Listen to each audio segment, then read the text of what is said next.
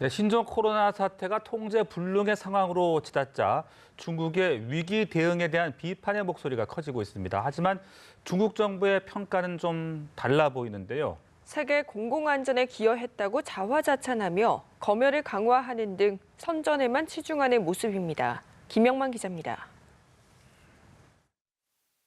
신종 코로나 확진자와 사망자가 급격히 증가하면서 중국이 대응을 잘못해 문제를 키웠다는 비판이 잇따르고 있습니다. 국제인권감시단체인 휴먼 라이츠 워치의 케네스 로스 사무총장은 각국 정부는 권력 유지보다 공중보건을 우선해야 하는데 중국은 그렇지 못했다고 비판했습니다. 오히려 중국 정부는 발병 초기 보도를 금지하는 등 정보를 통제하며 이 같은 의무를 외면했다고 지적했습니다. 세계보건기구의 감염성 질환 전문가는 중국 정부가 초기에 국제사회에 신속하게 감염 사례를 보고하지도 않았다고 비판했습니다.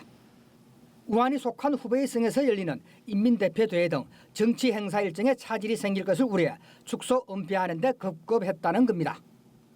당시 위험을 경고한 우한시의 의사 7명을 괴담 유포자로 몰아 기소한 것이 대표적 사례입니다. 그러나 중국 정부의 평가는 확연한 온도차를 드러냅니다. 중국 정부는 신종 코로나가 확산일로인데도 불구하고 후베이성을 제외한 다른 지역에서는 신종 코로나 저지 노력이 효과를 보고 있다고 자평했습니다. 시진핑 국가주석도 중국 정부의 강력한 조치가 국민의 건강을 책임지고 세계의 공공안전에도 공헌했다고 자화자찬했습니다. 뿐만 아니라 중국 정부는 SNS에 대한 검열을 강화하는 등 여전히 정보 통제에만 몰두하는 모습입니다. 중국 정부는 중국판 카카오톡인 위챗의 모기업 텐센트에 감독기관을 설치하고 신종 코로나 관련 영상을 올린 플랫폼을 계속해 삭제하고 있습니다. 연합뉴스 김영만입니다.